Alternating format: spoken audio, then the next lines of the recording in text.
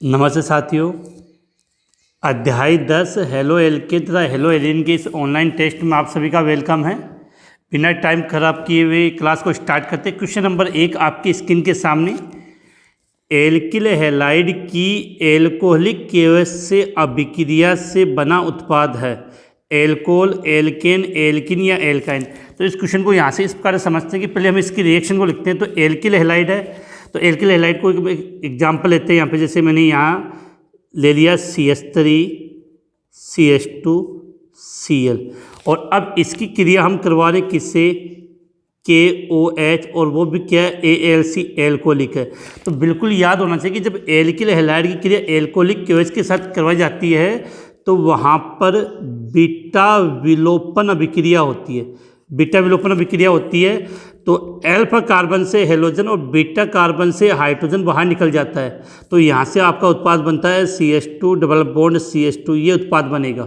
तो CH2 double bond CH2 को हम क्या बोलते हैं, इसका पर्टिकुलर नाम तो क्या हो गया, एथीन, और वैसे क्या हो गया, एल्कीन। तो इस क्वेश्चन का राइट आंसर क्या हो जाएगा, C। तो एल्किल हैलाइड की एल्कोहलिक केवस के साथ जब अभिक्रिया करवाते हैं तो उसे बीटा विलोपन अभिक्रिया कहते हैं और इसमें उत्पाद है वो एल्कीन बनता है। इसके बाद क्वेश्चन नंबर 2 की तरफ हम आगे चलते हैं कि निम्न में से किस यौगिक का द्विध्रुव आघूर्ण शून्य होता है। निम्न में से किस यौगिक का द्विध्रुव आघूर्ण शून्य होता है। तो जो द्विध्रुव आघूर्ण की बात करें तो वो म्यू की बात करें और म्यू का मान कब हो, 0। तो यहाँ पर अगर आप इनके स्ट्रक्चर गौर से देखोगे तो आपको यहाँ पे इस कंपाउंड की मैं संरचना बना देता हूँ, CCl4। ये क्वेश्चन का राइट आंसर भी यही है, CCl4। देखो ये एक कार्बन, इससे एक Cl ये जुड़ा हुआ, दूसरा Cl, तीसरा Cl और ये चौथा Cl। चारों Cl जुड़े हैं। Cl बंद के इलेक्ट्रॉनों को अपनी ओर खींचता, तो ये दोनों Cl बंद के इलेक्ट्रॉनों को इधर अपनी ओर खींचेगा और ये दोनों Cl बंद के इलेक्ट्रॉनों को अपनी ओर खींचेगा। इस कारण से यहाँ पे म्यू का मान है वो कितना होगा, 0। तो निम्न में से किस यौगिक का द्विध्रुव आघूर्ण का मान शून्य होता है। तो आंसर बिल्कुल याद होना चाहिए, CCl4। CCl4 को हम क्या बोलते हैं, carbon tetrachloride, carbon tetrachloride, carbon tetrachloride. इसके बाद नेक्स्ट क्वेश्चन आपके सामने है, एथिलीडीन क्लोराइड का IPSC नाम लिखिए। अब जो काफ़ी बच्चे कंफ्यूज हो जाते हैं कि एथिलीडीन, सबसे पहले बात तो क्लियर होनी चाहिए, जो एथिलीडीन क्लोराइड है वो आपका जेम डाई हैलाइड है। Gem dihalide, gem dihalide का मतलब एक ही कार्बन पर दोनों हैलोजन होते हैं। इसका संरचना होती है CH3 CH, दोनों Cl एक ही कार्बन पे होते हैं, इसको बोलते हैं ये एथिलीडीन क्लोराइड, CH3 CH और दोनों Cl इसी एक कार्बन पे हैं। तो ये जेम डाई हैलाइड हो गया। अब जो इसका मैं IPSC नाम लिखना है तो दोनों हैलोजन एक ही, दोनों Cl एक ही कार्बन पे हैं, तो ये 1 और ये 2, तो 1,1 डाइक्लोरो, 1,1 डाइक्लोरो और 2 कार्बन को क्या बोलेंगे, एथेन। तो एथिलीडीन क्लोराइड का IPSC नाम क्या हो जाएगा, 1,1 डाइक्लोरो एथेन। स्ट्रक्चर मैंने बना दिया। देखो इसी कंपाउंड से मिलता जुलता एक कंपाउंड और है, उसको मैं यहाँ समझा दूँ, उसका नाम होता है एथिलीन क्लोराइड। देखो दोनों में काफ़ी अंतर है। एथिलीन क्लोराइड इसका सूत्र होता है CH2 CH2 Cl Cl, यह है एथिलीन क्लोराइड। और ये किस प्रकार का हैलाइड है, विस डाई हैलाइड, विस डाई हैलाइड है। इसमें दोनों हैलोजन निकटवर्ती कार्बन पे होता है। अगर इसका IPSC नाम लिखे तो ये 1 और ये 2, तो क्या हो जाएगा, 1,2 डाइक्लोरो एथेन। मैंने दोनों कंपाउंड इसलिए समझा था कि दोनों के इंपॉर्टेंट है। इसके बाद अब नेक्स्ट क्वेश्चन की बात करते हैं, क्वेश्चन नंबर 4, DDT का पूरा नाम और संरचना। काफ़ी बच्चों को ये संरचना ज्ञात करने में काफ़ी परेशानी होती है। मैं आज आपको एक तरीका बताऊं जिससे आप इजीली याद कर सकते हो। पहले हम इसका पूरा नाम लिखते हैं। DDT का पूरा नाम क्या होता है, PP dash dichloro, PP dash dichloro diphenyl, PP dash dichloro diphenyl trichloro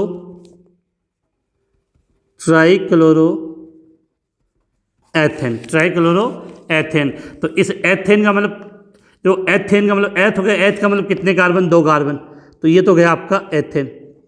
फिर वो ट्राई क्लोरो, देखो बिल्कुल ईजिली है। देखो DDT की अगर आपको स्ट्रक्चर याद करनी है तो जिस तरीके से मैं बता रहा हूँ वैसे अगर आप लिखोगे तो बिल्कुल आपको ईजिली याद हो जाएगी। पहली बात तो इसका पूरा नाम आपके माइंड में बिल्कुल क्लियर होना चाहिए, PP- डाइक्लोरो डाइफेनिल ट्राइक्लोरोएथेन। तो ये डाइक्लोरो डाइफेनिल ट्राइक्लोरोएथेन तो DDT। अब देखो एथेन का मतलब 2 कार्बन, ट्राइक्लोरो का मतलब कितने Cl 3, तो तीनों Cl जोड़ दो, 1 Cl 2 Cl 3 Cl। अब देखो डाइफेनिल, फेनिल का मतलब बेंजीन वाले, तो एक बेंजीन वाले मैंने इस कार्बन की यहाँ जोड़ दी और दूसरी बेंजीन वाले आपकी मैंने यहाँ पे इस कार्बन के साथ जोड़ दी। क्लियर हो गया। अब देखो P और P- डाइक्लोरो मतलब पेरा पे, तो पेरा का मतलब 1 2 3 4, 1 4 का रिलेशन पेरा होता है, तो एक Cl आप यहाँ जोड़ दो और दूसरा Cl यहाँ पे, तो ये हो गया। अब देखो इस कार्बन की यहाँ पे एक वैलेंस शेष रह गई, तो इस H को आपने ऐसे बना दिया। तो अगर नाम से अगर आप स्ट्रक्चर बनाओगे तो आपको काफ़ी इजीली बन जाएगी। तो ये तो DDT का नाम हुआ इसकी संरचना। अब चलते क्वेश्चन नंबर 5 की तरफ। क्वेश्चन नंबर 5 आपकी स्क्रीन के सामने। निम्न हैलोजन यौगिकों के युगल में से कौन सा यौगिक SN2 अभिक्रिया तीव्रता से देखा। देखो SN2 अभिक्रिया की क्रियाशीलता का क्रम होता है कि 1 डिग्री कंपाउंड सबसे अधिक क्रियाशील होता है, उससे कम 2 डिग्री और उससे कम 3 डिग्री। देखो यहाँ पर Cl जिस कार्बन से जुड़ा है वो कितने से जुड़ा हुआ है, 2 से, तो ये 2 डिग्री कार्बन है। यहाँ Cl इस कार्बन से जुड़ा और ये इससे 1, तो ये हो गया 1 डिग्री कार्बन।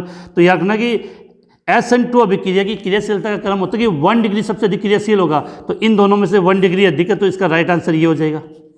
ठीक है, तो इन दो निम्न हैलोजन यौगिकों के युगल में से कौन सा SN2 अभिक्रिया अधिक तीव्रता से देगा, तो इसका राइट आंसर ए हो जाएगा। इसमें इस कंपाउंड ये आपका ये कंपाउंड हो जाएगा अधिक।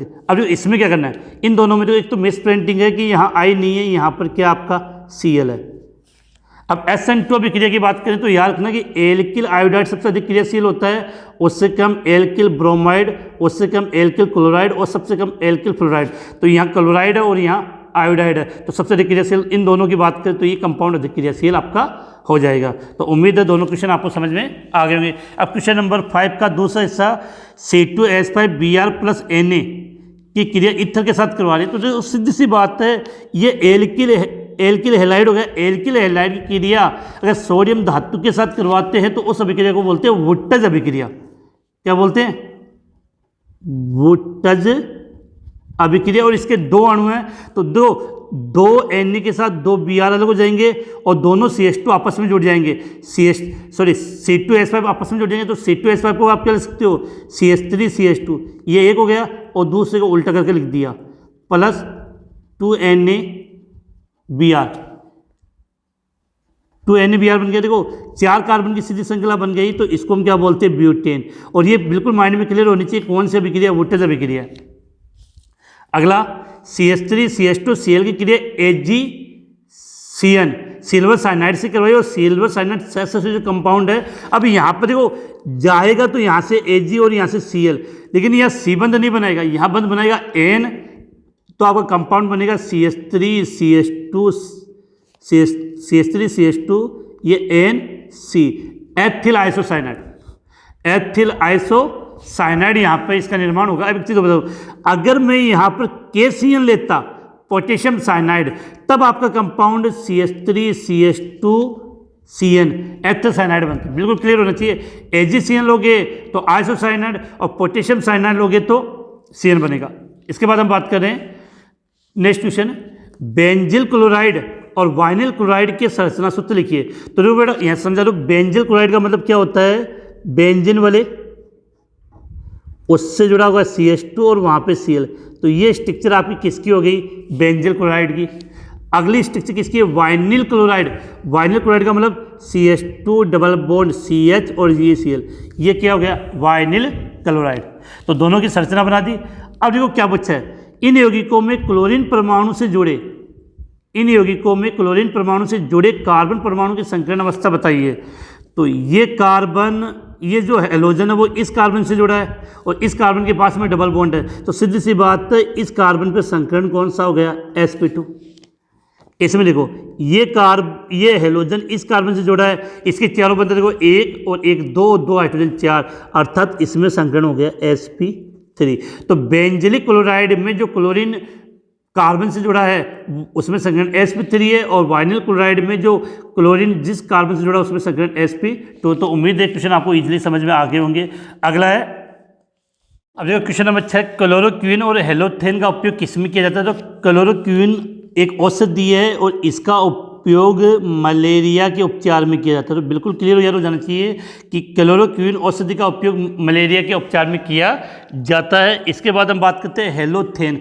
हेलोथेन का जो उपयोग है वो निषेचक के रूप में किया जाता है। तो बिल्कुल माइंड में क्लियर होनी चाहिए किसका उपयोग किस में किया जाता है, कि क्लोरोक्विन का उपयोग मलेरिया रोग की औषधि के रूप में किया जाता है उपचार के लिए, और हेलोथेन का उपयोग निषेचक के रूप में किया जाता है। इसके बाद करते हैं नेक्स्ट क्वेश्चन की बात, निम्न अभिक्रियाओं के रासायनिक समीकरण लीजिए। काफ़ी बच्चे कंफ्यूज होते हैं कि रिएक्शन बोल देते हैं। तो फिंकल स्टाइलिन, पहले माइंड में क्लियर होनी चाहिए, फिंकल स्टाइलिन है वो एल्किल आयोडाइड बनाने की विधि है। एल्किल आयोडाइड, अब एल्किल आयोडाइड बनाते किससे हैं? तो इसमें क्या होता है, ये तो एल्किल क्लोराइड या एल्किल ब्रोमाइड की अभिक्रिया सोडियम आयोडाइड के साथ सूक्ष्म स्तर की उपस्थिति में करवाई जाती है। तो रिएक्शन कैसे लिखेंगे? जैसे एग्जांपल है, एल्किल क्लोराइड की अभिक्रिया हमने करवा दी सोडियम आयोडाइड के साथ, किसकी उपस्थिति में? सूक्ष्म ईथर की उपस्थिति में। तो क्या होगा, यहाँ से NaCl अलग हो जाएगा, तो क्या बन जाएगा? Ri plus NaCl। तो ये एल्किल आयोडाइड का यहाँ निर्माण हो जाता है। तो एल्किल आयोडाइड बनाने की मुख्य अभिक्रिया कौन सी है?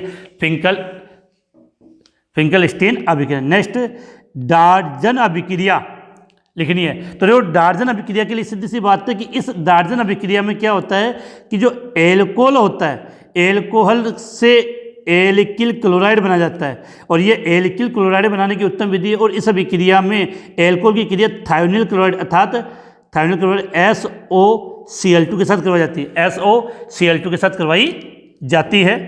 और पिरिडीन की उपस्थिति में तो इसको लिखने का तरीका ऐसा होता है ROH। एल्कोहल हो गया, क्रिया किससे? थायोनिल क्लोराइड के साथ। थायोनिल क्लोराइड का फॉर्मूला होता है C+OClCl, ठीक है। और रिएक्शन पिरिडीन की उपस्थिति में होती है, पिरिडीन की उपस्थिति में। तो यहाँ से एक HCl बाहर हो जाएगा, यहाँ से ये आपका SO2 बाहर हो जाएगा, और यहाँ से आपका RCl बाहर हो जाएगा। तो क्या हो जाएगा? RCl plus SO2 plus HCl, ये एल्किल क्लोराइड बन गया। इस अभिक्रिया में जो संयुक्त उत्पाद बनते हैं वो दोनों गैसीय अवस्था में होते हैं, इसलिए आसानी से अलग हो जाते हैं। इस कारण से इस अभिक्रिया में जो एल्किल क्लोराइड प्राप्त होता है वो शुद्ध अवस्था में प्राप्त होता है। तो फिंकलस्टीन अभिक्रिया और डार्जन अभिक्रिया की मैंने समीकरण लिख दिए। अगला क्वेश्चन पूछा है कि बेंजिलिक हैलाइड और एलिलिक हैलाइड SN1 अभिक्रिया के प्रति अधिक क्रियाशील होते हैं, क्यों? जो दोनों ही में क्या होता है कि जैसे मतलब बेंजिलिक हैलाइड कि मैं एक स्ट्रक्चर बना रहा हूँ यहाँ पे CH2, ये बेंजीन वाले और ये Cl, ये स्ट्रक्चर किसकी होगी? बेंजिलिक हैलाइड है, मैंने यहाँ क्लोराइड कर दिया, एक ही बात है। और चाहो तो यहाँ आप X लिख लोगे। एलिलिक की बात करें CH2 double bond CH CH2Cl, ये कंडीशन होता है। इसको हम क्या बोलते हैं? Allylic halide. Cl लिखा तो मैंने, एलिलिक क्या हो गई है? क्लोराइड। क्वेश्चन काफ़ी अच्छा कि बेंजिलिक हैलाइड और एलिलिक हैलाइड इन दोनों से हैलोजन निकलने के पश्चात या बेंजिलिक कार्बोकेटायन बनता है और यहाँ एलिलिक कार्बोकेटायन बनता है, जो अनुनाद द्वारा स्थायी होता है। और अनुनाद द्वारा स्थायी होने के कारण ये SN1 अभिक्रिया के प्रति अधिक क्रियाशील होते हैं। तो इनका आंसर क्या लिखेंगे कि देखो इसकी यहाँ से अगर हेलोजन बाहर जाएगा तो स्ट्रक्चर क्या बनेगी? CH2 बेंजीन वाले और प्लस, इसको हम क्या बोलेंगे?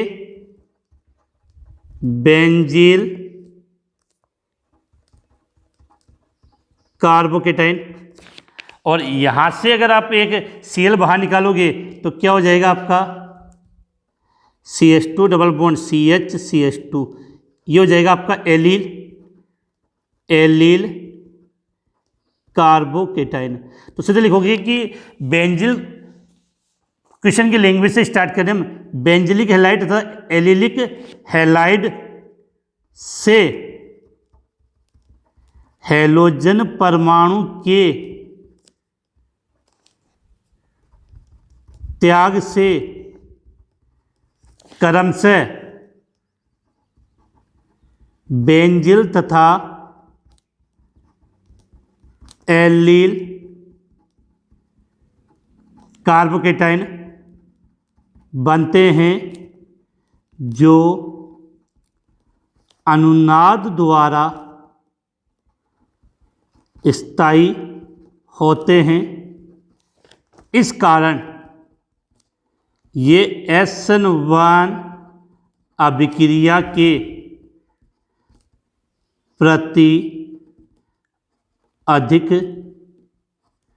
क्रियाशील होते हैं और चाहो तो आप इनकी अनुनादित संरचना भी बना के आ सकते हो। तो इस प्रकार से आज अपनी जो चैप्टर नंबर अपना 10 का जो हमने ऑनलाइन टेस्ट लिया है, सभी क्वेश्चनों के मैंने आंसर बता दिए। उम्मीद है कि ऑर्गेनिक केमिस्ट्री का ये ऑनलाइन टेस्ट है वो आपको अच्छी तरीके से समझ में आया होगा। और बिल्कुल आप अगर लास्ट तक इस ऑनलाइन टेस्ट सीरीज से जुड़े रहोगे तो आपका काफ़ी सुधार हो जाएगा।